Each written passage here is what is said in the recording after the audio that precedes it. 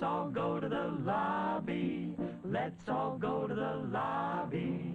Let's all go to the lobby to get ourselves a treat. Let's all go to the lobby. Let's all go to the lobby. Hello and welcome to Movies vs. Capitalism, an anti-capitalist movie podcast. I am Frank Capello. And I am Rivka Rivera. Frank, welcome back. Thank you. Thank you so much, Riv. Yeah, I was out last week, had a bit of a family emergency. It was really just my cat Milo. Really can't recommend pet insurance enough. If you don't have it, Wow. Please get it. Mm-hmm. Please get it for your pet. It's so worth it. To be fully transparent, this would have cost me thousands and thousands and thousands of dollars, like out of pocket. Damn.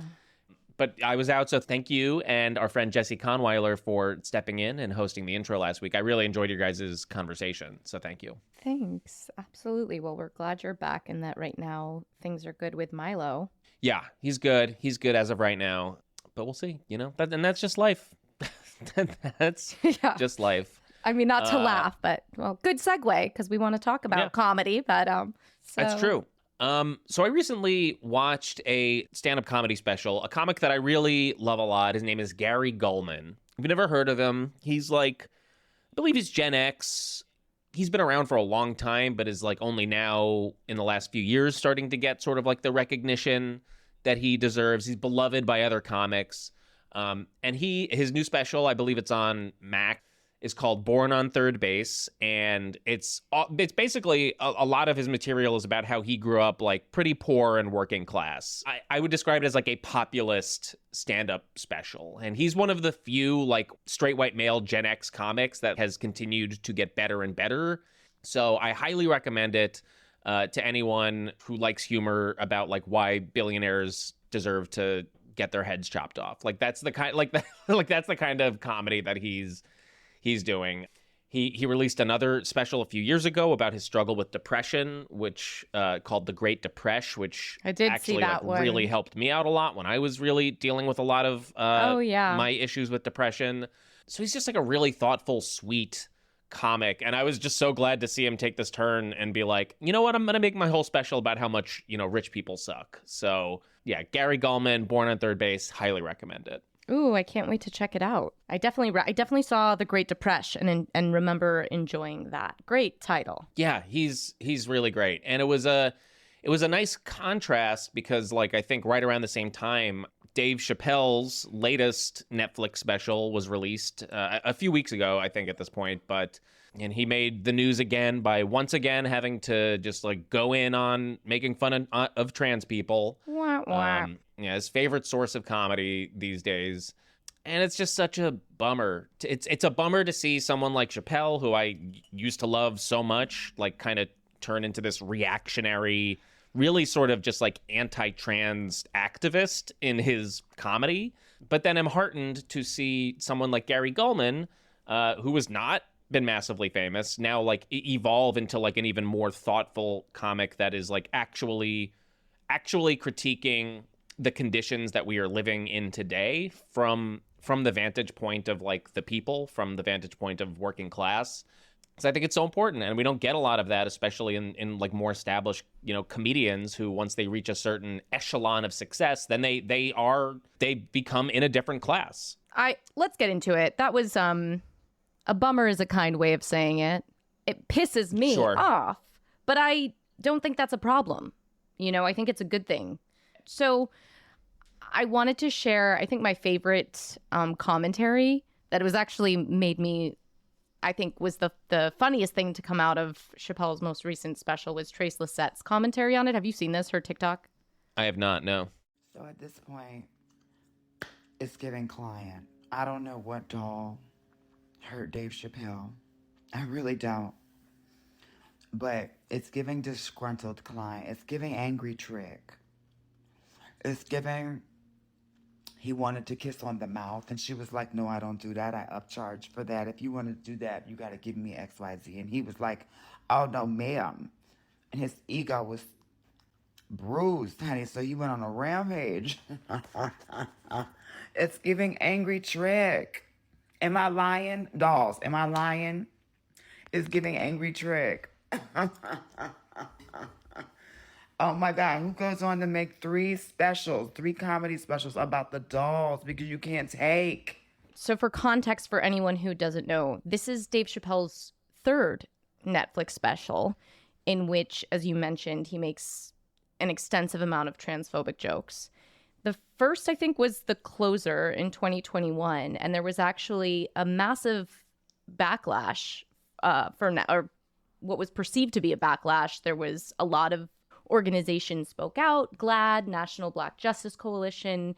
There was a walkout by transgender employees and allies at Netflix. Netflix actually had, I think they responded, Netflix retaliated. And so some of the employees went to the National Labor Relations Board about that. So it was a big upset. People were talking about it. There was a lot of discourse. This was special number 1. Okay. Since then, there's been 2, 3. So that's what Trace Lissette is responding to. It's like at this point, it's tired, it's expected. But I think what's important to note about this, right, is this is under the umbrella of cancel culture, and you'll hear Chappelle and other comics who make transphobic, racist, sexist jokes whine about that they can't say anything anymore because it's cancel culture, when in reality, who the fuck is being canceled? Like, we know that this term, cancel culture, is meaningless, and I think it's actually a really important terminology to the project of capitalism, and particularly to the spectacle that capitalism requires, like this level of performance that capitalism requires to make us believe in a free market culture, in the myth that, like, the consumer has all this power. Do you see where I'm going with this, Frank? Like, it's sort of like this, if we think cancel culture is really a thing and like we can cancel Dave Chappelle in all of with our discourse and all of these things, which are really, really important, right, in terms of our dialogue among each other, but no one's getting canceled. This is his third freaking special. We saw it again with like a comedian like Joe Coy, who's on stage at the Emmys making sexist jokes. Like, he knows what he's doing, and we feel some sort of way seeing all of the celebrities and the women put their heads down like, ooh, that's cancel culture. He can't say that, but he is, and he's getting paid a lot to say it. And I think that there's something related to the conversations we have around media and capitalist realism, right? About like what it makes us when we feel like things are getting canceled, but the actual reality that they're not. Which is why I think ideas like call-in culture and different ways to actually deal with these realities are important, right? Because I think cancel culture basically serves the capitalist agenda. I said a lot there. I hope you followed a little and it wasn't just total word salad, because in my brain, I was on that train. Yeah, no, I completely agree. Especially for famous people, cancel culture does not exist. Because like the one thing at the heart of cancel culture that people are really afraid of is like, oh, well, they'll lose their job, or they'll lose the livelihood, or they'll lose money, or like whatever, because of reputation aside. It's so interesting, right? They don't call it that. When it happens, suddenly it's not cancel culture. When there's a real authoritarian backlash to free speech, that's not cancel culture. Sure. No, of course not. Actually, now that we're talking about this, I'm debating maybe cancel culture is actually a real thing, because for a long time I have just said that cancel culture is just the internet. It's just, like, we have the internet now. Everyone can voice their opinions. That is what I think the majority of people conceive as cancel culture, or they conflate the two. They're saying like, oh, it's cancel culture, and I'm saying no, it's just the internet. But now I'm realizing actually maybe cancel culture does exist, because we've seen it recently, and we've talked about it on the show about the way that people in entertainment who have spoken out against Israel's crimes in Gaza, Israel's genocide in Gaza, have been canceled. Melissa Barrera from Scream lost her job because of speaking out. Right. But it is interesting that is not called cancel culture. That like silencing people who speak out politically is not cancel culture. But when Dave Chappelle wants to be transphobic and people speak out about it, that is cancel culture. So I guess really now I'm realizing cancel culture is just more what conservatives and reactionaries think of when people who disagree with them call them out for the terrible things that they say and believe. Yes.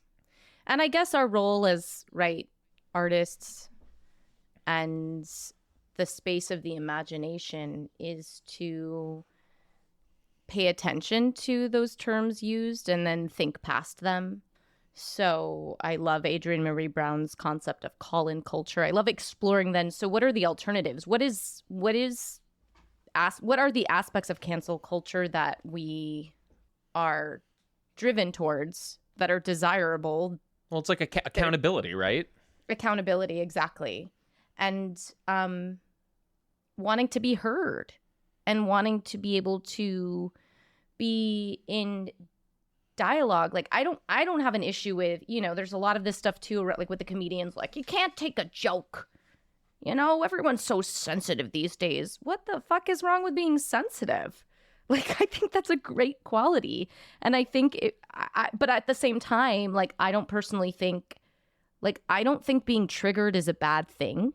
I don't want to trigger people unnecessarily. I want to know when someone finds my language, quote unquote, triggering, but I want that to be an opportunity for deeper dialogue and not a place of just shut it down. And I think it should also be said that, like, usually the people who are triggered are usually from groups who have historically been marginalized in one way or another.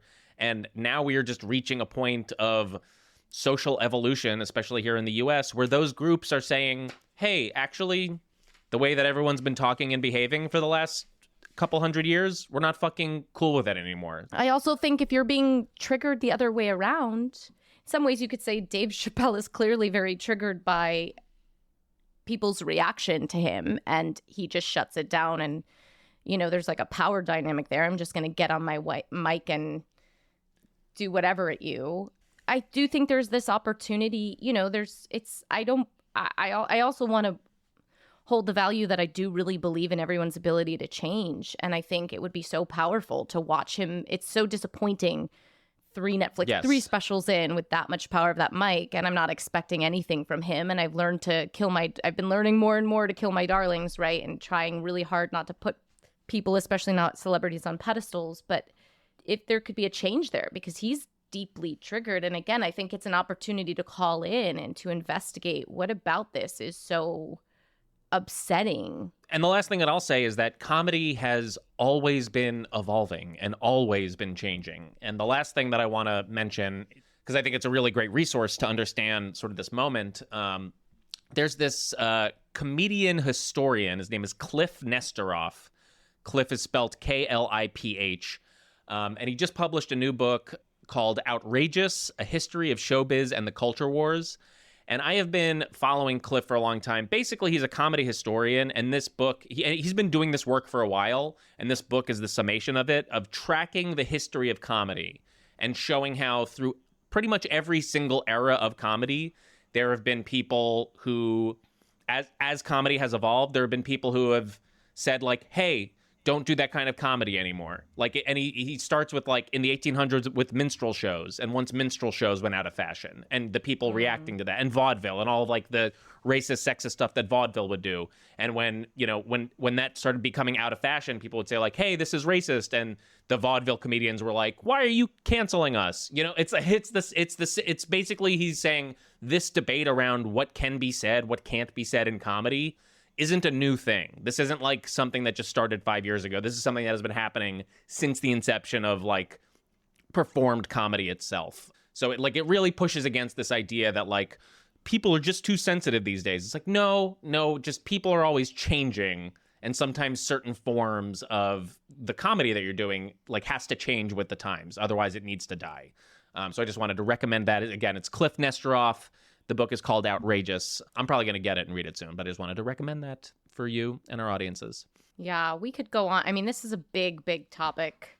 All right. Well, yeah, you're right. We did just talk for a while, so we should get to our conversation for today. But before we do, just want to let you all know that this podcast is produced by the two of us. We perform all of the necessary labor to make this show happen. And as we're trying to practice our anti-capitalist values, we will not be selling ads on this show. We rely completely on community support to keep the show going, so if you're able to support us, please consider subscribing to our Patreon. For just $5 a month, you get access to our entire back catalog of premium episodes, and you'll be directly supporting this show. You can also leave us a one-time contribution in our tip jar, and you can find all of those links in the episode description in your podcast player or by going to mvcpod.com. You can also help us out for free by leaving a rating and review for this show on your podcast player. It only takes a few seconds, and it is very helpful in boosting the algorithm and getting this show in front of more people, so we really appreciate it. All right, we're going to take a break. We'll be right back with our conversation about Michael Clayton with the letter hack himself, Matt Strackbein. Okay, so we are here with a very special guest. Matt Strackbein was born and raised in Maryland before moving to Colorado, where he embarked on a successful career as a graphic designer and outdoor apparel designer. He now lives in South Carolina and works as a comic book creator and podcast host, promoting leftist values and various online figures under his moniker, The Letter Hack. We were also guests on The Letter Hack recently, so welcome. We're so excited to have you now on our podcast. Thank you very much. It's a pleasure to be here. Matt, I'd love to learn a little bit more about you and your background, because when we were on your show, you were interviewing us. We didn't get the chance to ask you a bunch of questions. So I know we just got a little bit of your bio, but tell us how you got into this now political media space. So, I had my head down for a lot of years. I was not paying attention to what was going on. I was working in an industry where I had no formal training. And so it was up to me to be as dedicated as I could be in order to learn on the job. And it was a struggle in a lot of ways. It had nothing to do with my lack of formal training to keep the ship afloat. And in doing that, I didn't pay attention to anything that was going on in politics. I barely knew what was going on in the news. At one point, I remember looking back and saying, oh, wow, they evacuated millions of people from California last week from a wildfire. Okay, back to work. And it was all kinds of things. Like, I knew the name Bernie Sanders. I had heard about Occupy Wall Street. I had no time to pay attention to any of this. I eventually broke out on my own as a contract commercial artist. I was doing art directing for Comic-Cons, which was a lot of fun for me because I was an attendee of Comic-Cons.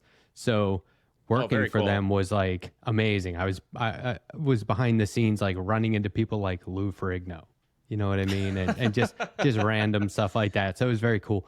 But I was working at home, and I had an opportunity to, I had to have something on in the background.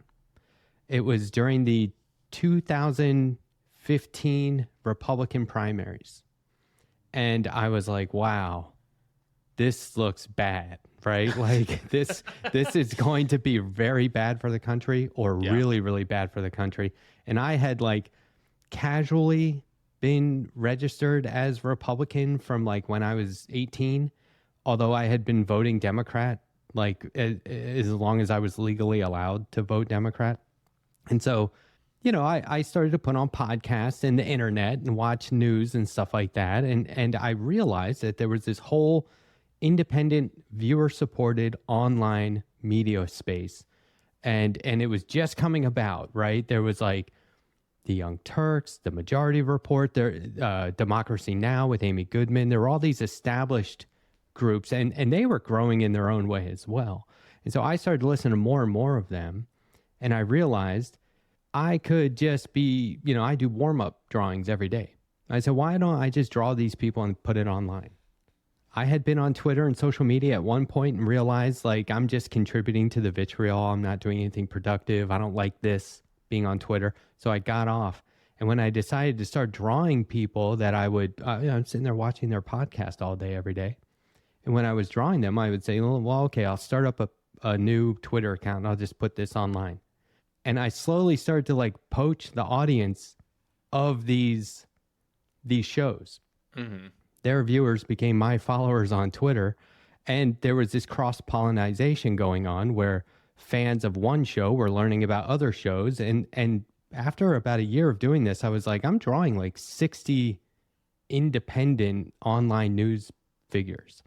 And so, I started to kind of take it seriously, right? And I was like, well, people are looking to me as like this hub for all these different outlets. Like they could come to the letter hack, quote unquote. And I honestly didn't, it was just my Twitter handle. I meant to go by Matt Strackbein everywhere all the time.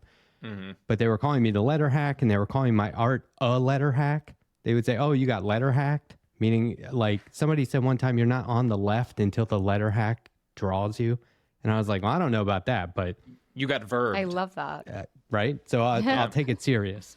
And by the way, listeners, if it wasn't clear, we've been letter hacked as well. Yes. So Yeah, you have been. Proudly You've been- guess that letter hacked. officially, proudly. Yeah, it's a real glow up getting letter hacked. It was. And it was a lot of fun.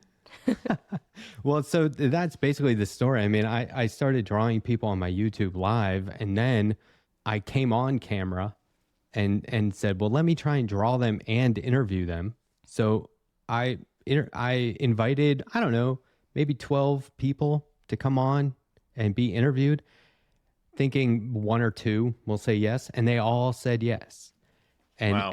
I've had like a few who won't get back to me. Otherwise, everyone's like, yeah, well, let's work it out. And so I'm very honored by that. And it's been great. I've done I think I just did my 65th interview last Wow. week since last February. So it's been just about a year, and it's going strong. Wow. Congrats. That's such a cool Thanks. story. Very cool. It's fun. What I love so much about what you do at the Letter Hack is this intersection of your art as a means. Like that's what comes first is you're going to sit back and I'm going to draw you. And I just think that's such an intimate, it just immediately changes the nature of the conversation you're going to have with your guest, because it's rather intimate to sit and just allow someone, because you're allowing yourself to be seen in a very specific way and to be drawn. And so I just think that's such a fascinating way in, which is why I love your interviews. And that also the genesis of what you do came from just your desire to use your inherent creativity to make a political difference. And so that's something we talk about all the time, like how, and a lot of our listeners are interested in, how do I make a difference specifically with my art, with my creativity? And so I just think it's really great. Yeah, I was gonna say, and a lovely reminder that if you just start doing something, and if you just put care into it, and then if you ask other people to get involved, like you were saying, like asking people to be guests on your show, and they just say yes, sometimes it is that easy. And I think we in this world believe like, oh, no one wants to help me, no one wants to get back to me, I'm going to be bothering everyone if I ask them for anything. And maybe sometimes, but a lot of the times people want to help, they want to participate, they want to do stuff. So that's such a cool encouraging origin story, I should say. Yeah, nice. Thank you. I always like to ask people for their origin story. Some people go all the way back to the beginning, where they were born, who their parents were, and some people start at college. Some people start at the beginning of whatever it is they're doing now, like their YouTube show or whatever. And so I more and more, that's my favorite part of the interview. Additionally, I think what's great about your origin story is that you're honest about your political journey, that we need more stories of that so many people feel like, well, I missed the boat on being a political person, or that's just not who I am. And that we need more. That's part of revolutionizing, is allowing people in on the process. That's something we believe in, and why I think this using popular culture to talk about politics is really important. But that at any point, anyone can be radicalized or revolutionized and touch, and that's really important to hear those stories and to know that. So if you're listening and you feel like, it's a lot, it's too much, I don't know how to be involved, it's just small steps, and everyone needs to be.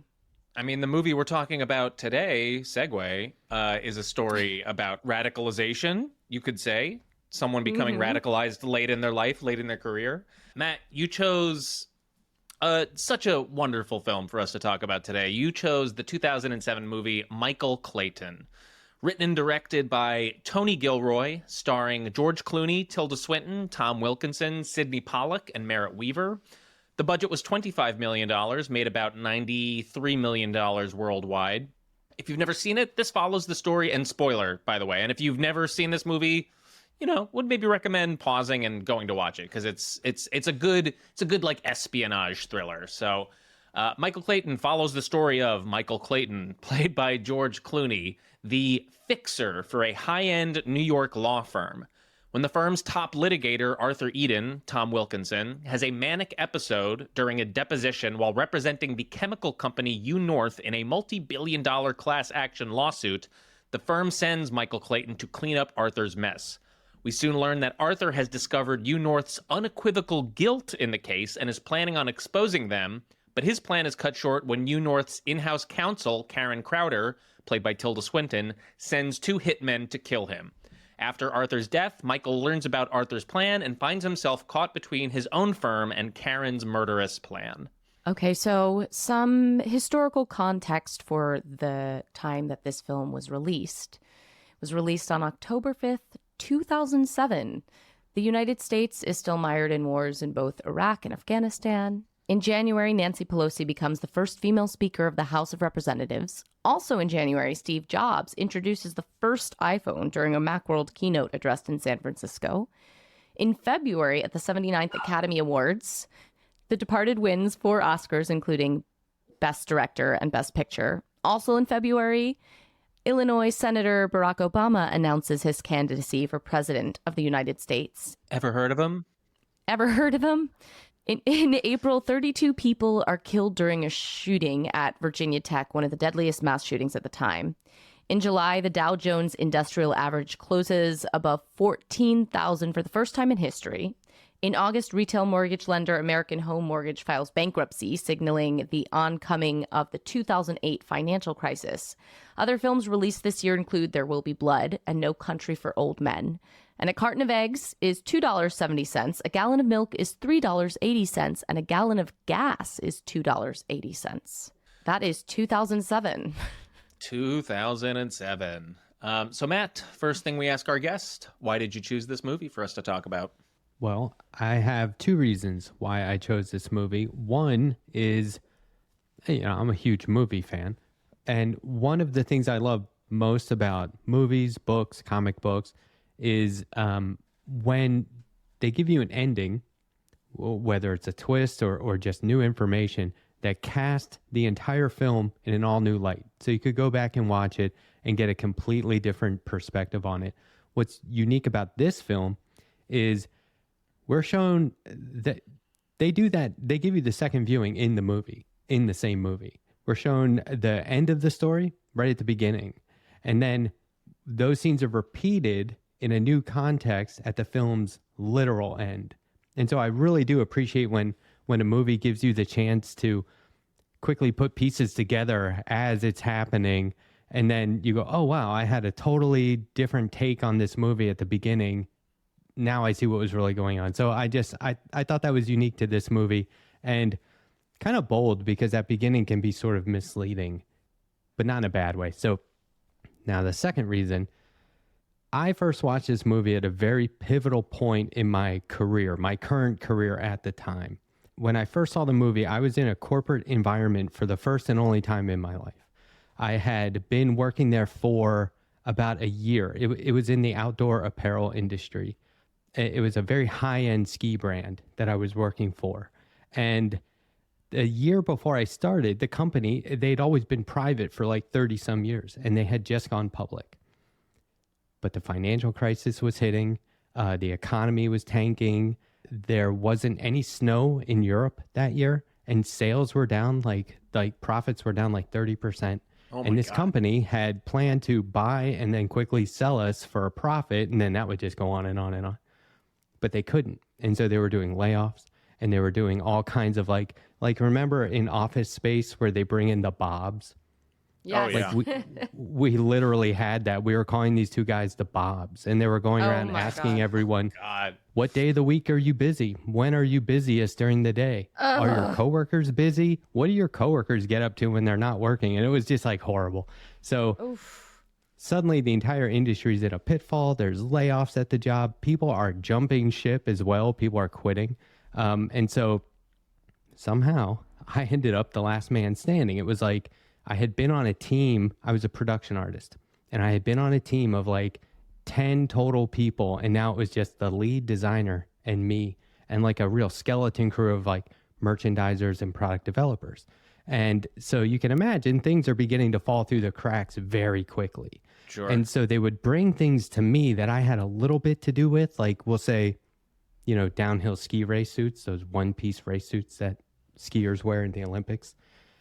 They would bring I did the patterns for those. I would put the art on the patterns and send them to the factory. And so when there was no one to oversee that department at all anymore, they would give it to me and say, well, since you have something to do with it, maybe you could oversee the whole thing. It's off the rails. Can you get it back on track? And that happened a lot. And I ended up taking on a lot of stuff that I had no qualifications for, had no idea what I was doing. And so, have you ever heard of the 14 wolf solution? Have you ever heard of this? I have not. So this is a little off topic, but it's relevant. So in the 1920s in Yellowstone Park, you were allowed to hunt wolves, and they got rid of all of them because they thought they were a threat to like cattle ranchers in the surrounding area. And what they didn't realize is that they completely eroded the ecosystem and threw off the natural course of evolution there by allowing like the elk population exploded. And whole rivers dried up because they wouldn't migrate anymore. They had no predator, no natural predator. And so now beavers are like an endangered species. So what I did was, what they ended up doing, they said, okay, we need to put wolves back. So they figured out the exact number, 14 of them, and then where to put them, and everything course corrected. And so in my day job, I was like, look, everything is a crisis. We can't keep being in crisis mode. So at some point you stop using that word and you just start referring to crisis as like work. And so whenever like something would come up and it was like, this is off the rails, we don't know what to do, I would apply a 14 wolf solution. And in the office, wolves translated to resources. How many resources do we need? Exactly which? Is it personnel? Is it materials? Is it budget? And then how quickly do we need to course correct in terms of when do we go into action, right? So I would find like a 14 wolf solution for every crisis that came up. And I eventually began to master being like this extreme version of a resource manager. Then I saw Michael Clayton and I learned what a fixer was. And I was like, oh my God, I'm a fixer. Oh, wow. This is literally, Yeah. I'm the janitor for messes nobody wants to clean up. And I found it so relatable. And I'm up to my ears in capitalism. We're making high-end, expensive product for people, and everyone's broke. And we're trying to like convince people they should be spending their money on this kind of stuff, like a new ski jacket, a new $1,000 ski jacket every year. I would show up in Europe at a ski race suit factory and they'd say, can we help you? And I'd say, yeah, I'm here to test the air porosity of 700 race suits for the US ski team. And they go, you are? And I'm like, yeah, I know. I'm not the guy normally, but trust me, nobody else wants to do it. So here I am. And so when Tilda Swinton's character, Karen Crowder, says to Michael Clayton, who's this guy? He's not partner yet. He's worked there for how long? What does he do? I could relate to that. I felt very much like that. And I'm a nerd, so it's hard for me to not relate to main characters and stuff. I always tend to do that, and I know I shouldn't. But like when he wants to get out, he's always talking about having walkaway money and getting out of this process and this system. I started saying to myself, okay, I need a plan. I need a plan to get out. And I eventually went freelance, and that's when I started art directing by contract, and I could sort of pick and choose who I wanted to work for. And you look at somebody like a Comic-Con, and they need everything: print material, merchandise, web graphics, banners, everything, badges. And I'd say, well, I'm your fixer because I can do all that. And so now I can pick and choose who I want to work for, and I can decide, like, are these capitalist pigs? Is this an independent, like, comic book festival? You know what I mean? I can jump in and do it for a very affordable rate, but like cover all the bases. So anyway, every time I watch Michael Clayton, cool. I can't help but think back to this like moment in my life where I was, it was classic fixer. It just, it wasn't for a law firm. Well, it's so cool because it sounds like this film is deeply a part of your origin story. Is it fair to say that it changed your life? Yeah, it really did, because it gave me the context that I was missing. I didn't know that what I was doing was a thing. And so as soon as, you know how it is, like you're going about life, and when you realize like, oh, other people have had this experience, now you can benefit from their experience. And although Michael Clayton's a fictional character, it is a real world thing. Yes. I think that's the most powerful thing that art does. It gives you the opportunity as an audience to rehearse these scenarios and see ourselves, like not only seeing stories and seeing real stories on screen, but that we think if I was that person in that situation, and you might have the revelation that you are, you get to rehearse the feelings of like, what would it be like to, towards the end of the film when he has to decide, is he going to stay the janitor? Is he going to stay the fixer? Or is he going to make a different choice here? Yeah. And at least a couple of times they call him a miracle worker, and he's offended by that. And you should be offended by that, because there is no snap of the fingers and the job is done. It's real work. It's actual real work. And referring to somebody's job as, oh, he just does magic. Oh, work your magic.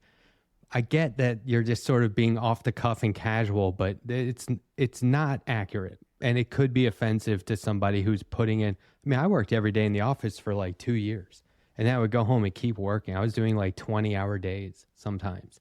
And so when somebody was like, he's a miracle worker, I'm like, no, you guys should be hiring people to work underneath of me. I should have assistants. And this used to be the work of like 20 people, and now it's one guy. Mm-hmm. And capitalism or a corporation is like, this is awesome. We have one guy doing this. As soon as he quits, we'll hire like 10 or 15 people, and they'll scramble to pick up the pieces. But until then, who cares? And so it is like, being reduced to covered in filth, as Arthur says at the beginning.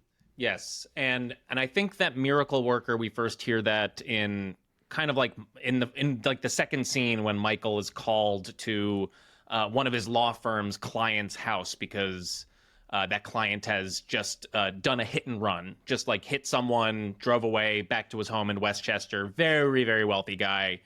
And it's when we're introduced to Michael, we learn that he's the fixer, and Dennis O'Hare, who plays the client brilliantly, like such a rich prick. He's basically saying to Michael, like, all right, what are you going to do to get me out of this? And, at this point, we've learned this is kind of like near the end of the story, like you were saying, Matt, it's like, at the beginning, and then we flash back.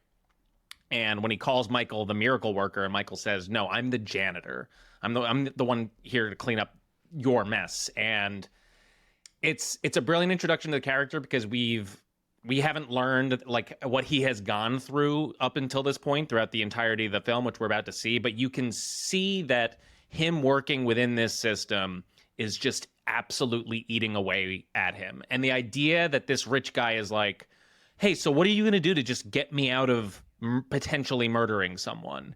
And hearing that framed to him as like, what's your miracle going to be? He's lost his patience. He's lost his ability to tolerate these people like doing this kind of dirty, disgusting work for this guy who's like, oh, you're just gonna be able to get me out of this, right? And it's also a brilliant scene, because Michael's like, no, there's nothing to get you out of this. Like, you hit the guy, the police are scraping your paint chips off of the guardrail right now. They know they're gonna come in a second. You got to get a criminal attorney. There's no fixing this. It's a great introduction to the character, and seeing like what kind of disgusting work is being required of him. And then obviously we get into the rest of the story, which gets even darker. Yeah, that hit and run scene, that is a very literal metaphor for the rest of the movie, I think. These entitled rich people who think that they're the victim as soon as something doesn't go their way, even when they're in the wrong. They immediately lawyer up. Apparently this guy's had a lawyer just on retainer in case this stuff happens. And if they're not hearing what they want from their legal consultants, then they immediately say, well, maybe we can lie our way out of it. Maybe we can buy our way out of it, right? Mm-hmm. And that is exactly what happens, because the way the major chemical company poisons innocent people through their drinking water, it's very much like a hit and run, if you ask me, because they're immediately like, well, we can lawyer our way out of this.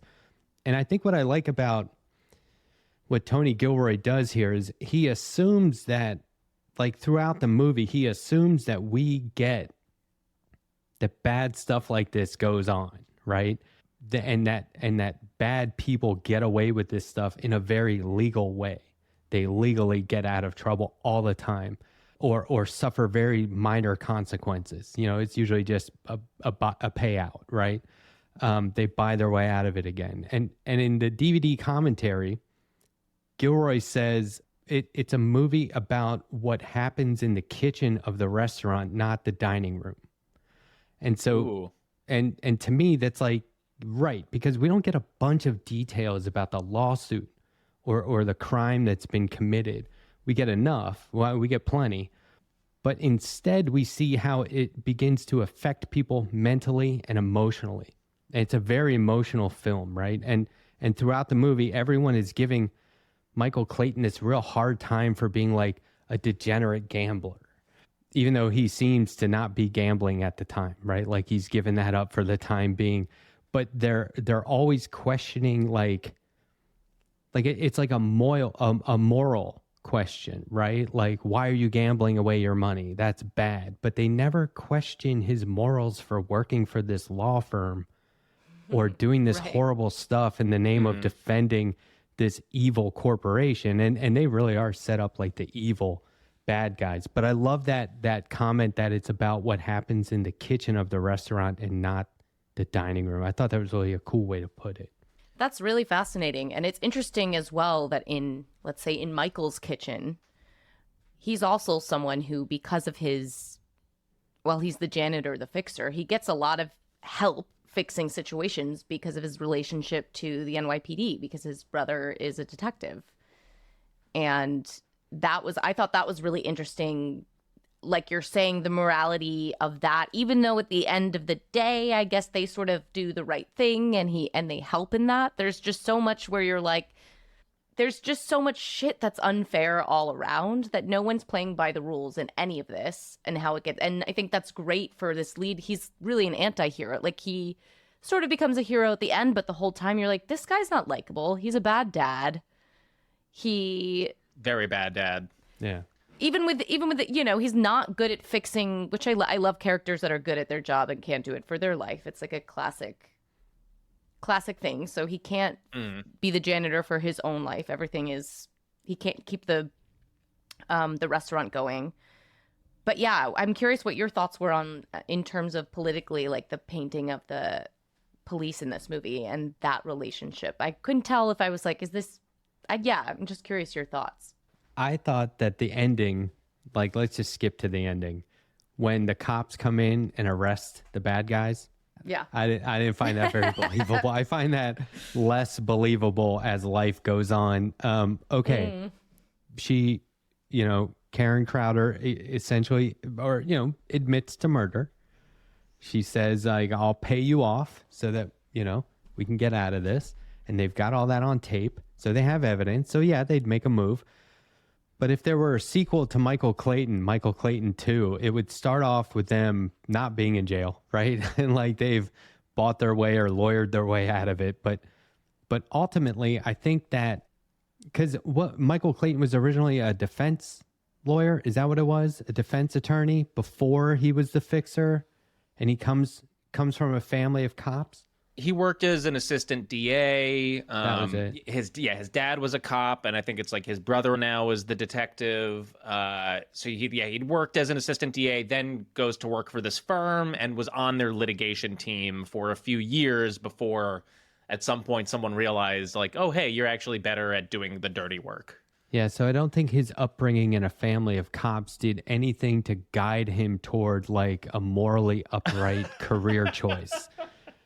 He doesn't like go in that direction. Yeah. And so I don't think that maybe that's possible if you're raised in that environment. I think that I think his brother became a cop because it was expected of him, probably. His other brother becomes like an addict and he isn't contributing much and he's struggling to get his life back on track. And they talk more about him than they show. But they talk a lot about his struggles, so you don't know if that's legit or just their point of view, because these are the same people that think Michael Clayton is a degenerate gambler, and he seemingly isn't for the time being, right? But I think that, like, you just look at the siblings, right? It's like one guy became a cop, okay, typical. One guy became an addict, okay, not good. And the other guy is like maybe the worst of all of them as this fixer for a law firm. And you know what? They say more than once that there's 600 people in that law firm. They're like, you got 600 people up there right now. We got 600 people in here right now. Why can't I get this information? And it's like, that's 600 people turning a blind eye. And they know what they're up to, because it's Sidney Pollack's character says,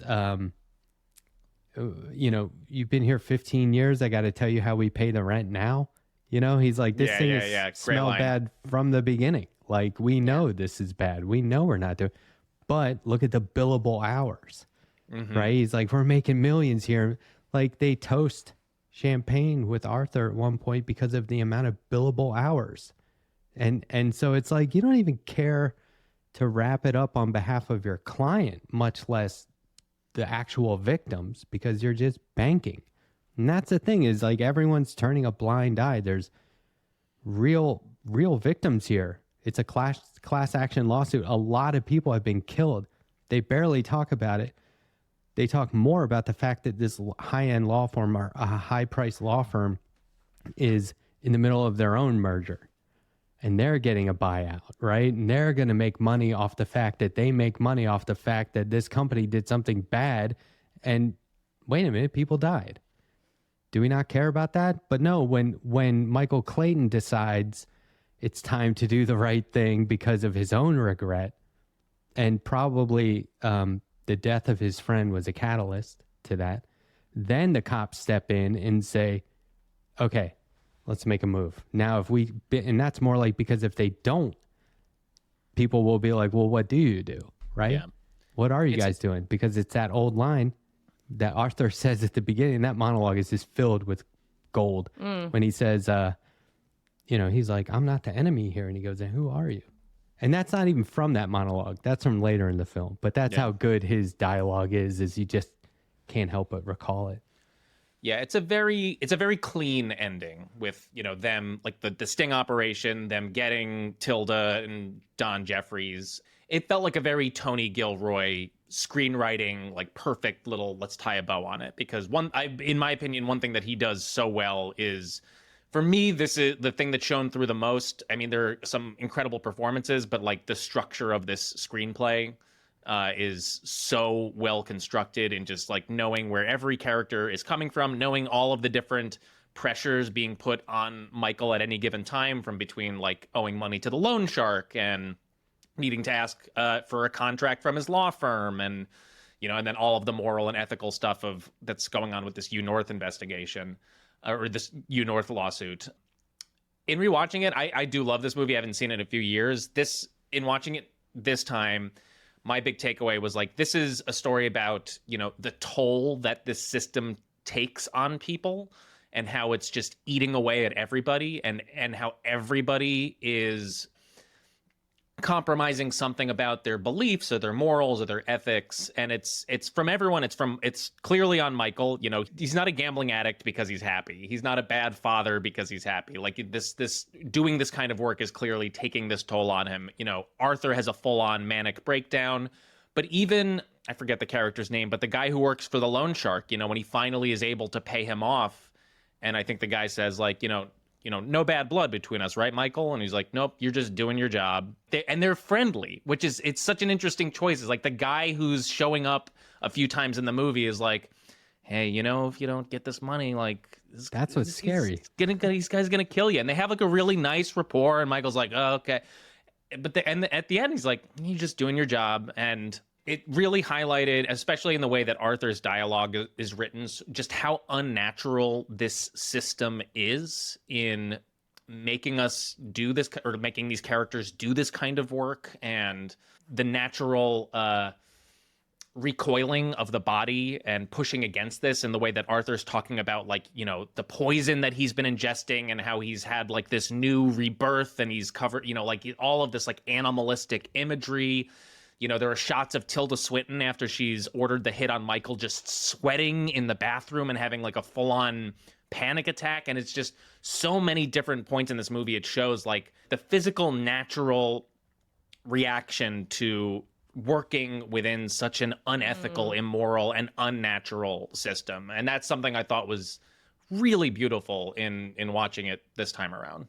Yeah, they keep Ooh. saying like, well, okay, so we always hear in the real world that we're supposed to be pulling up our bootstraps and have this individual economic success, right? And then you have in the story, there's these farmers. That's like the epitome of that, right? They've made their way. They're living off the land. They're successful farmers. They're all killed by this chemical company. And then, it's like the defense of that company's right to profit at all cost is exposed as real capitalism. It has nothing to do with individual economic success, really. They only say that because it's like sweeping your lack of success under the rug. And capitalism has a lot of casualties, and it sure as heck isn't going to be a corporation. And I think that the defense of that happens on many levels, but in this movie, it's just through this high-end law firm. And then you get Arthur saying like, Michael Clayton says, "You're a legend." And he goes, "I'm an accomplice. I'm defending a cancer." If you think about that, like if doctors' jobs were to hide the fact that you had cancer or something like that, it would be horrible. Like there's no way you could get away with that. But in terms of like a business doing that on a society or a population of people, happens all the time. It's totally normal. And it's been normalized. And that's bad. That's like really bad. But that's what our society has turned into in a lot of ways. And I think that this movie really does shine a light on that. It doesn't do anything to, like I said, the end when the cops show up, that's kind of unrealistic, that the cops would just do their job. But on the other hand, like... Right, that they're not terrified and that they have any power in this situation. I was like, yeah, right. Like you have power in this situation over this billion-dollar corporation that probably has ties to the government. I doubt it. Right. Well, they keep showing that boardroom, and they keep talking about the board of directors, and they're in an auditorium full of people, and it's like, that's the board of directors. There's definitely some government connections in that room, right? And you're doing all this horrible stuff for your board of directors, right? But I think that it is the preferred outcome to have the cops come in and arrest these guys. That's what we want to happen. That's what should happen. And so I am glad it ended that way. I love when Don Jeffries, the head of the company, U-North, he's like, "What's going on out here? Hey, call security." And then he sees the cops and he's like, "Here we go. Arrest this guy." Oh, yeah. Like the cops just show up the second you want them to. That's kind of true in the real world, I guess. But I love that this guy is so full of himself and so entitled that he thinks the second he needs the police, they will be there. They will be in the room going after the guy that he's unhappy with, and he doesn't even know why. He's just like, he's an annoyance, arrest him. Here are the cops. It worked. And it is gratifying to see them arrest him instead. It's very gratifying. I'm curious, and I'm just asking this as a genuine question, thinking about constructing these kinds of screenplays and like just thinking specifically about the effectiveness in terms of revolutionizing people, if there's the ability to do that through this kind of art. And certainly it obviously really impacted you at this moment in time. I'm wondering about the role of like that's kind of satisfaction, because I felt it too. It would have been really, really annoying if they hadn't taken the plea, or even if Michael had just taken the 10 million hush money and that was the end. But I also wonder if that lack of satisfaction would actually leave, I mean, this is certainly, I'm not coming up with this ideology, but something people think about. Like, would that leave us, that lack of catharsis, with more motivation to act, that level of discomfort? Do we, when you give your audience such satisfaction and catharsis, does it make us feel like, okay, I don't have to act in my own life because the police got it? That's like a bigger, you don't have to answer that, but I just wonder, if, because I like the satisfaction, but I just wonder if it would be more motivating to have a less Hollywood ending. Obviously, this is a Hollywood movie, but let's go back to my analogy of the eroding environment, right? Like, he has done nothing to fix the situation going forward. He's hardly even blown the whistle. It's a gratifying ending in many ways because at this point you're rooting for the hero. Like the first time you see this ending at the beginning of the film, the car explodes, and that's meant to kind of snap you out of the fact that you might not know what to expect. This might not be a linear story after all, right? The second time, and it looks as if Michael Clayton is running from the explosion, but the second time you realize he's running toward it. That he is, and that's a very heroic thing to do, right? Like heroes always run toward the blast. Like that's what we hear. And so he's doing that. And he's like, oh, I'll let him think I'm dead. This gives me the upper hand. Because in that moment, he has realized somebody else is trying to outfix him. And that's not going to happen. You can't outfix the fixer because whether he's proud of his role or not, he's good at it. And he knows he is. And so he's not going to allow that to be happen or allow that to take place. He's going to get them. And he's like, my friend didn't die. He was murdered. He gets that now too. You know, I really do think like you get that part of the monologue of Arthur's at the very beginning of the movie. This is my interpretation, but I feel like those words have been rattling around in Michael Clayton's head for the last 4 days because it flashed backs after that to 4 days earlier. And I think that's got to be true because that monologue was delivered to Michael Clayton and him only. Nobody else got to hear this. And so I think that we're meant to think that he has all these emotions and regret and feelings and thoughts swirling around in his head along with those words. And when the car explodes, it solidifies what's actually going on. Someone's tried to kill him. Someone did kill Arthur. He knows who it is. He knows what's going on. He has one course of action if he isn't going to run away from it, and that's to run toward it. And I think in that moment, there's a misstep. He's doing it to vindicate himself, and he sees it as a way out, totally. And I do want to talk about that scene in the cab a little bit too. But I think that what he should have done, and this is what I always did in my job, and like I said, it's not totally healthy to try and relate to fictional characters in this way, but I'm a nerd. I can't help. I read a lot of comic books. I have a lot of opportunity to break this about myself, and I can't. It's like hard to do. So I'm sitting here saying, well, I'm not going to make the same mistake that this fictional character made. In my life, when I fix a problem, I'll put things in place to make sure that it doesn't happen again. Because I'll be here again. I'll literally be in the same situation again. And my motto in life is to never say, I never put myself in a situation where I say, why do I always put myself in this situation? Like that's my actual motto in life. So I avoid that. Saying that because I know I've done it to myself. And Michael Clayton should have put things in place to make sure that didn't happen again. He should have been a legit whistleblower instead of saying I can get them on the murder and they'll get arrested. Haha, I win. He could have done something like, where are the feds? Where is his law firm in trouble? Are they going to suffer any repercussions for defending these guys, knowing that they had this document the whole time and that they admitted they were guilty and that the testing was flawed or whatever? We don't know. But yeah, I doubt that's interesting because he doesn't necessarily get a conscience at the end, right? Like he doesn't. Yeah. It's unclear if he actually ever gave a fuck about the victims. Merritt Weaver's character, like it's unclear that he cares about the actual poisoning, or is this just an act to fix it for himself? Like, does he end a fully selfish character?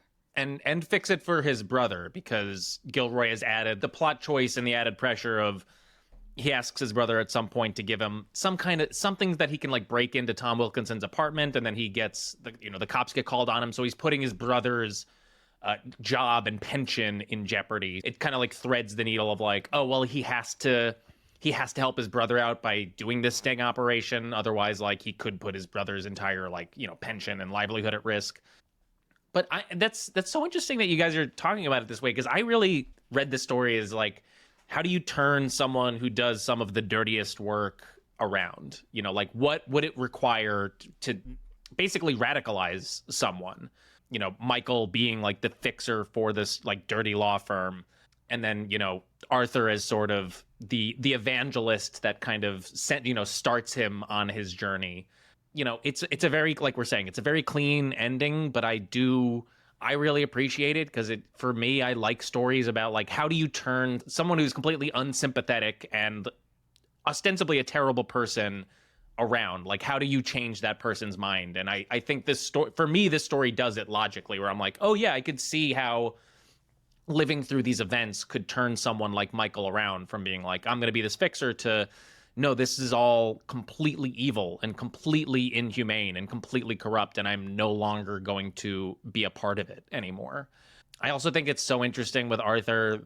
When we're introduced to Arthur, he's already had this like manic breakdown and is basically, preaching the gospel of how evil this corporation is and how terrible this and how evil this work is that he's been doing.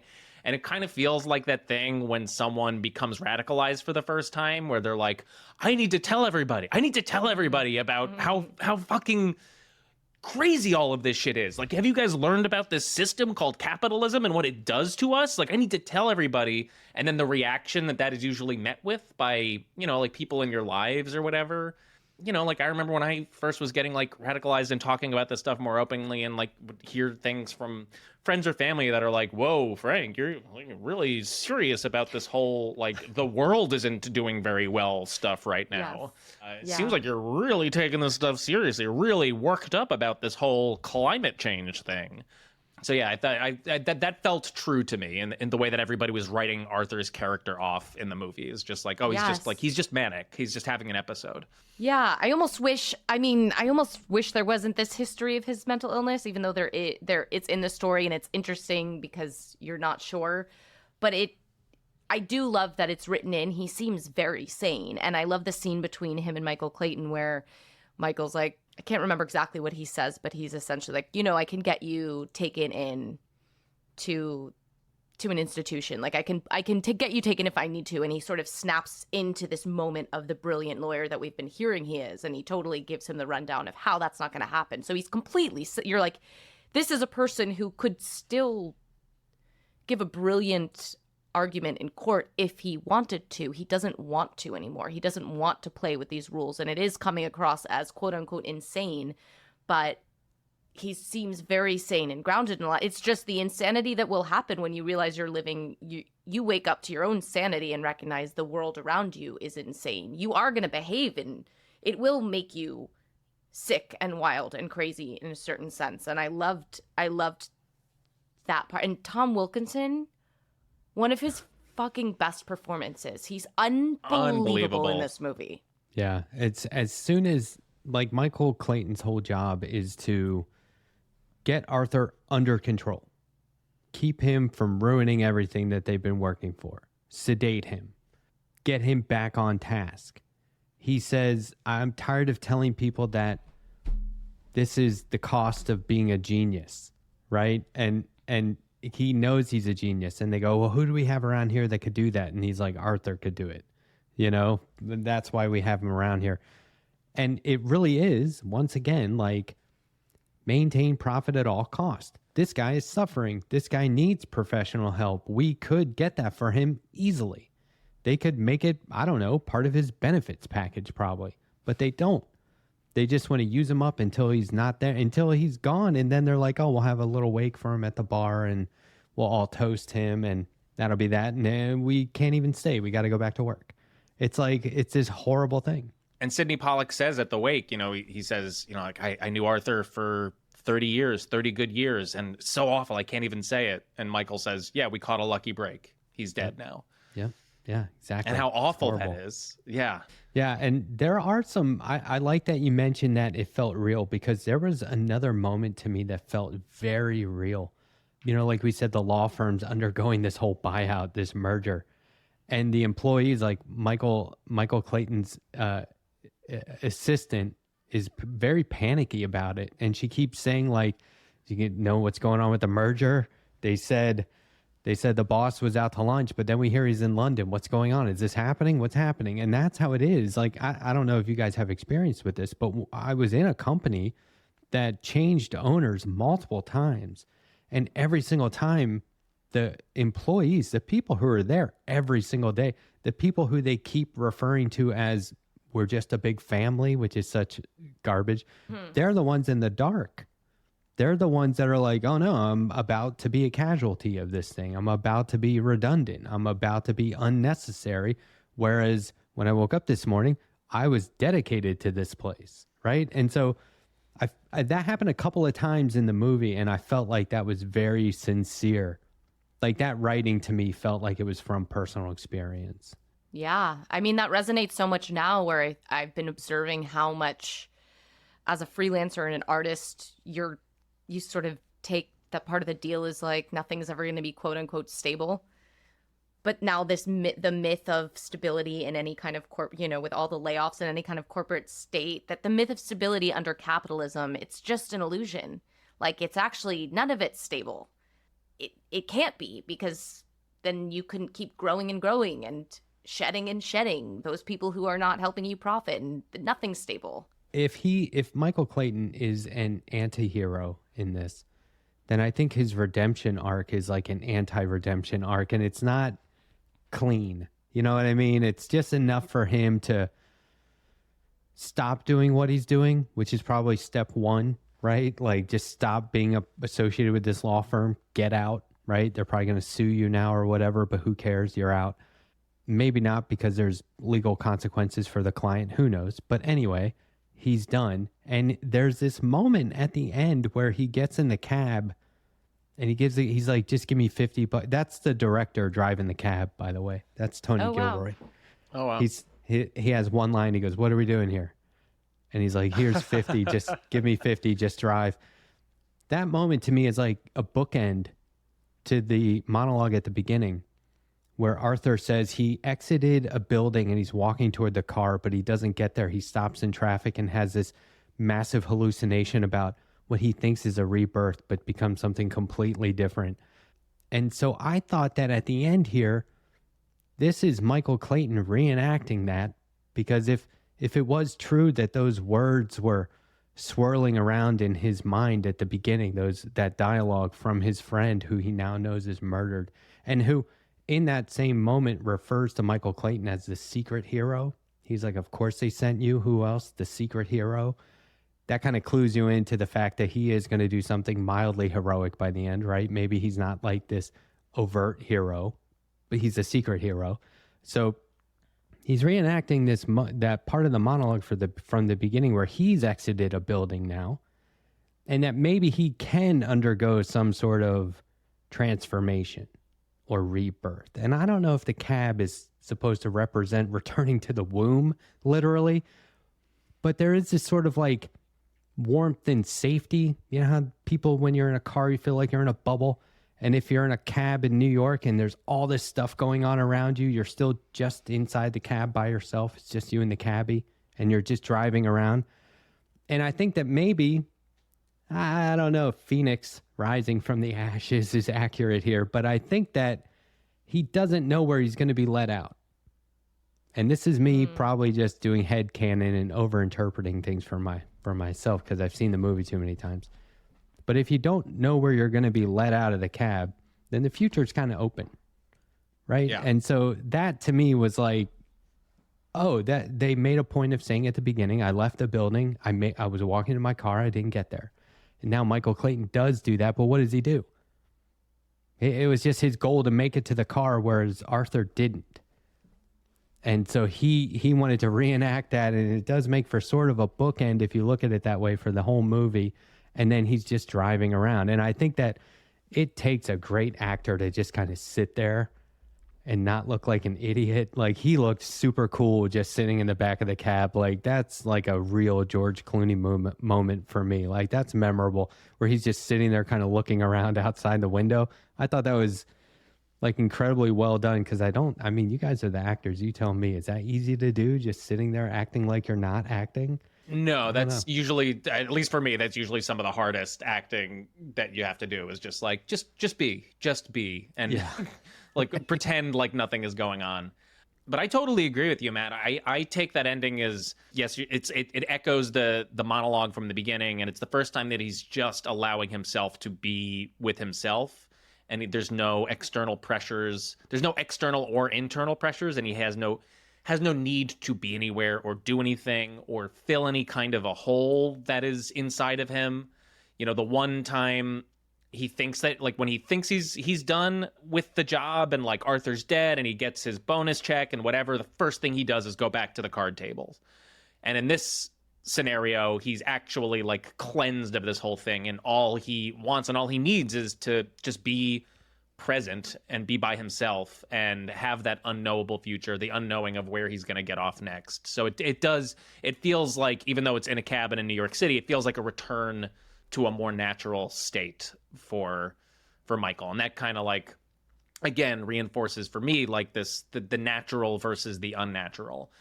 Oh, I also wanted to mention, you know, the moment that actually saves his life is him seeing horses just like on a field, right, and being like, I'm just going to go walk over to these horses. Like, he's just been the swirl of all of the drama and all of the, you know, this espionage that's been happening around him. He just takes this moment of serenity to just like go walk over to these horses, ends up being the choice that actually saves his life. Didn't he? Was it the horses were also a callback to the book? Which I loved that theme of the book, and I loved that theme of the so-called sci-fi epic. It goes back to like, what do we call madness? What do we call faith and spirituality? These things that are considered, you know, the mad prophet realm. I love that Arthur connected with Michael's son, who was reading this book, and this was my favorite plot line, that all the son wanted was for his dad to read the freaking book, and he was so excited about the themes of this book. And Michael Clayton like just didn't have the time, mental space, or desire to really connect with his son in that way. But it's Arthur who reads the book and is fascinated by it, and is talking to his son on the phone, and he's like, this is the answer. And when he reaches down to the book, when he's going through Arthur's apartment, he finds it and opens up, and there's the picture of the horses. So I love that also, to me, if there was a tracking for Michael's character, was really important, because I think not only, like you're saying, is it this connection to nature, but it's this connection to truth, and maybe a truth that really like this child has, that Arthur sort of comes back to, but it's like the depth that you know a child has, because they haven't been touched by all the cynicism and corporations and capitalism of the world. And so but I love that he sort of it's just like a moment of coincidence, and someone's saying something higher to him, like he's tapping into a spiritual truth, and he's not fully trusting of it, but then it does save his life. Yeah, it's like that simple understanding that a child has of what is right and what is wrong, that becomes murkier and more compromised as we get older. But for a child, it's like, no, that's the right thing to do, and that's the wrong thing to do. Like, that's but again, good, that's if you bad. align with that, as Arthur does, you're crazy. Like, that's actually crazy and childlike. And I loved that. And my hope is that, he'll spend more time. He'll read the damn book for his child's sake. I mean, I get it. It looks like his kid was a little obsessed, but like, read the book. He left it at your house, Michael. All right, Matt. Well, this is the point in the episode where we like to give out awards for this movie. We have 3 of them. The first award is Best Politics. Goes to the character with the best politics in the movie. Yeah, I think the guy who had the best politics was the bookie. Now, ooh, the debt collector, because he was terrifying in the way he was so chill, right? He's very calm, and he's like, this is just business. And so I think that is the hate the game, not the player. And if there was a different game, he would play along with that. And so I thought that, and he would threaten consequences, but it was never a show of force. It was never done in a manner that would be like, you know, I have brass knuckles right here. It wasn't like that. It was like, they're not going to be happy. We got to do this. I'll give you more time. I'm trying to help out. And so I thought that I think that in this thing where, and I always say this, it's like I could declare that I'm a socialist right now, but I'm a capitalist by default. This is the world we live in. And so we have to kind of play along to a degree. And so I think that the best politics isn't someone who rejects all of it. I think it's someone who is willing to And this is a reach for this one character, but I think that the best politics come from somebody who's trying to reform the system from within. And they're trying to play the game, but outside of the regulations that have been set by like the state, which we can see are totally corrupt and crooked anyway. And so anyway, that's why I like that guy's politics. Interesting. I like that. I don't mean, know. Yeah. I don't know if that's No, true. I like that. I like that. I hear what you're saying, because he's trying to help Michael. Like, as much as he is doing his job, he's like, I understand what I am doing, and I am trying to make this as humane as possible. It's tough for me to like fully give him this award because he will kill Michael for money. Yeah, but there's not a lot of other options, really. I mean, I was gonna say, yeah. I guess I would say Arthur, but like only Arthur in this last like 1% of his life, because prior to this moment, like Arthur is ostensibly one of the worst people in this movie. But post his revelation, he has pretty stellar politics. I don't know, Rivka, did you have someone? Arthur's politics, I think I would say, are not yet. There hasn't been enough time to like, because there is still always the possibility that this is like a massive ego trip as well. Like, I am suddenly the prophet, the hero. It hasn't Shiva, been god of long death. enough. Yeah, it hasn't been long enough to see. And I think that's important when you're giving this award. I think Anna, who Merritt Weaver plays, the plaintiff in the case against North, the farmer, because I also think it's a small role, but it's so impactful. Merritt Weaver is such an amazing actor. We love Merritt Weaver. Yeah. I think she gets on the plane and she gives this beautiful monologue when Michael Clayton comes to visit her at the hotel room in New York about, she has to go through, she's not even sure she trusts Arthur. She's not totally out to lunch, that she's not like, this guy's a little crazy to get naked at a deposition.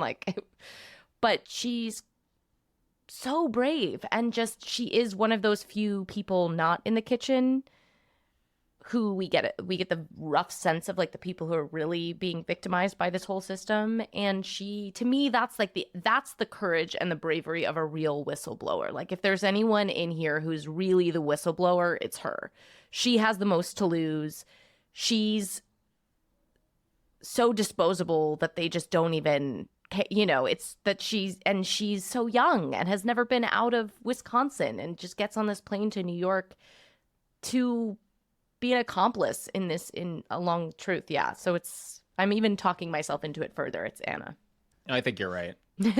Yeah, she's the I'll one go that with I that, All right, our next award is Worst Politics. Who is the character with the worst politics? Wow. There's a stacked nominee list for this one. I mean, Don Jeffries was the ultimate villain. I think he's the Emperor Palpatine here. I think he's the big bad, as the kids say. For me, it's like that one scene at the end says it all. Like I was saying, he needs the cops. There they are. Has there even been a crime? He's just annoyed by somebody. And just that level of entitlement. And the fact that he is going to bat for his company and promoting his company despite this massive class action lawsuit. And he doesn't seem to have any emotion about it at all until someone gets in his way at the very end and annoys him. There's even a time where I guess it's like his secretary comes into the room or something. They're filming and he's like, hold on here. And he's like, what? We're filming. And it's like, screw this guy. He just gets annoyed at the drop of a hat because how dare you, right? He's so important. And so I just have to assume he's got bad politics. Think about the money he's donating to who, right? Oh, yeah. He's trying to deregulate the entire planet. Like, there's nothing good about this guy. So I would say he is the face of North. They're the villain. He's got the worst politics. Yeah, he signed off on that original memorandum, right, on the research report. He knows where all of the bodies are buried. Yep. He's the one who gives Karen the information to, Mr. Verne and the two hitmen. Yep. So clearly, like, he was the in-house counsel, but he also does like the real dirty work on the side.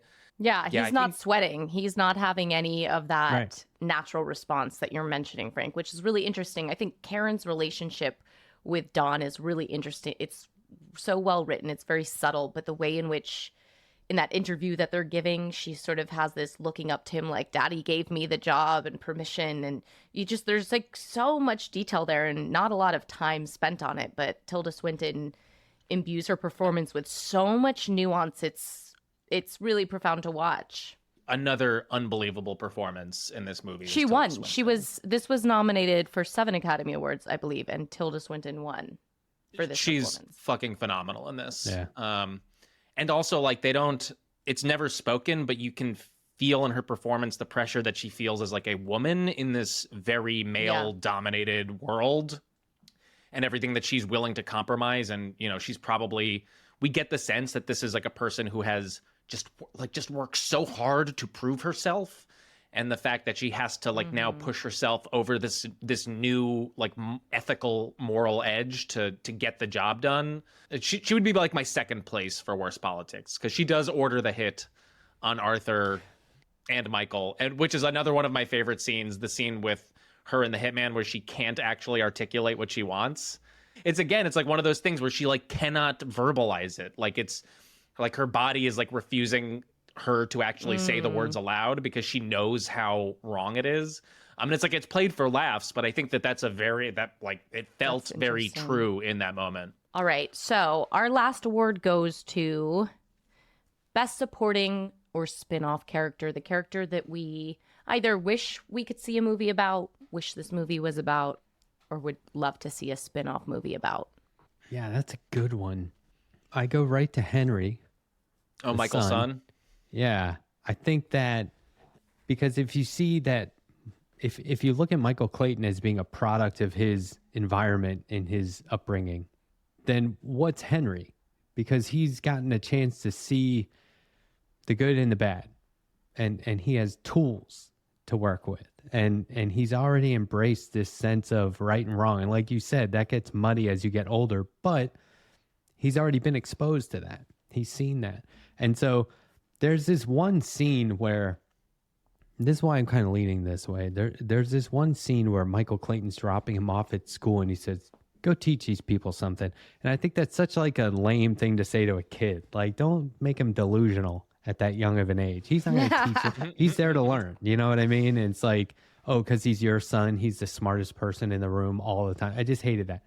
But then later, when they just see Uncle Timmy, and Uncle Timmy's crying, and he's obviously like, you know, he's like, I've been clean for a few days or whatever. He pulls him over and says, I'm just going to read this real quickly. He says, your Uncle Timmy, and I mean this, on his best day is never as tough as you. I'm not talking about crying or drugs or anything like that. I'm talking about in his heart, in his heart. Do you understand me? All this charming bullshit, this Big Tim, Uncle Boss bullshit. And he's like swearing to the kid, that's big when you're a kid, right? And I know you love him, and I know why, but when you see him like that, you don't have to worry, because that's not how it's going to be for you.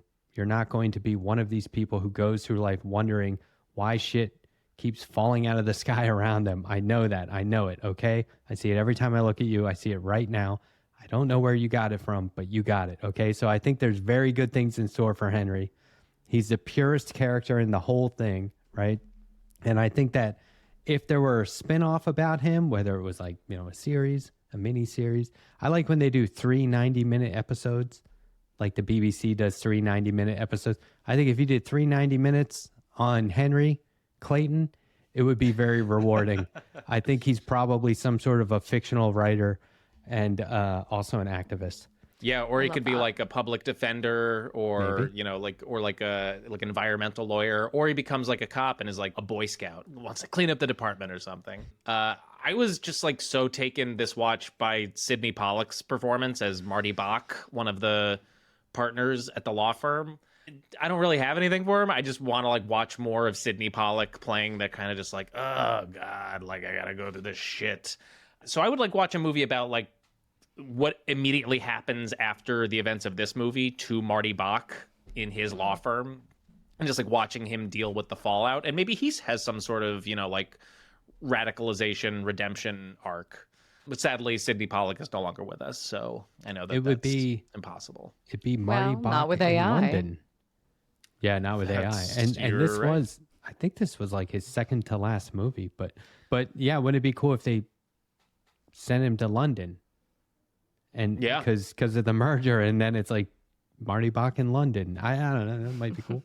Yeah, I love all those picks. I wanted more Karen Crowder. I just think there was so much to mine there. I'd Oh, love yeah. a whole Karen Yeah. Crowder, maybe Yeah, it was origin story. But for a funny one, I can't stop thinking about the guy and the line he gives at the gambling table about he's kind of egging on Michael about his restaurant failing, and he's like, yeah, well, you lost. He's like, don't you remember me? He's like, you lost a lot of weight, or you gave something like that. But he's like, yeah, I bought all my hair with your. He was like, you were bald. I was like, I bought all my hair with the money I got from you. That guy's got some chutzpah, and also that line just stuck with me. Like, he'll just pop into my head once in a while. I'm like, what? Bought all that hair, and he's back at the table. Something's interesting about that guy to me. Yeah. So I'm giving him a movie. Greenlit. Well, there was another guy at that card game. Remember, he goes, if I wanted to hear an interview, I'd stay home and watch Larry King or whatever. Yeah. Maybe it just needs to be a spin-off about this revolving group of gamblers, card players. That might be cool. Yeah. Yeah. I watched that. Backroom card games, always great setting for anything. I found out recently that my grandmother was running backroom card games out of her apartment for a lot of like the 60s and the 70s, and that's how she made a lot of her income. Wow. Damn. Which I thought was cool as hell. Nice. Cool as hell. That's Cool as hell. awesome. All right, well, Matt, this has been such a joy. Thank you so much for joining us. Thank you for having us on your show. I hope we'll do some sort of crossover event again in the future. But Cool. Before we We'll wrap, draw last you. Just kidding. That'd be great. I love that. yeah, if you want to see the most dog shit drawing ever, I put to paper. refuse- I'm actually pretty good. So I'm speak terrible. for yourself, There we Frank. go. I am speaking for myself. Frank will be doing finger painting, and I will. That's Yeah. cool. I could do like a hand turkey version of you. But Matt, before we wrap, the last thing we like to ask our guests is, how do you live your values, whether they be anti-capitalist values or what have you? How do you live your values in your everyday life? Could be an organization you work with, a practice you engage in, but yeah, what does that mean for you? Well, I spend a lot of my time promoting viewer-supported media figures and news outlets. Most of the news that we consume is corporate-sponsored. Weapons manufacturers owning news outlets to tell you what you need to know. Yeah. I don't know. I don't know if that's what you need to know. I think that's what they want you to know and how they want you to hear it. And so what I do is I spend a lot of time promoting people, no matter how big or small, who make their money through some sort of media advocacy or activism. And so a lot of times that's very socialist leaning. It's very anti-capitalist just by nature of being on the left.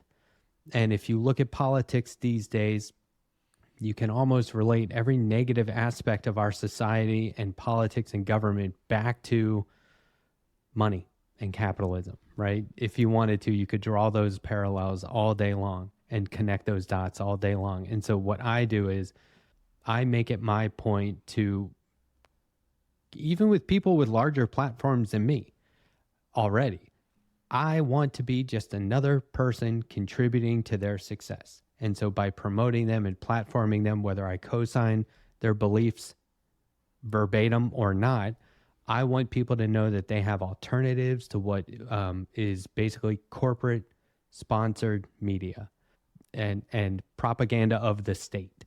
And I want people to know that they have alternatives, and I want them to know they have alternatives within those alternatives. There's a lot of different conversation going on out there while commenting on politics and the news and current affairs and global affairs.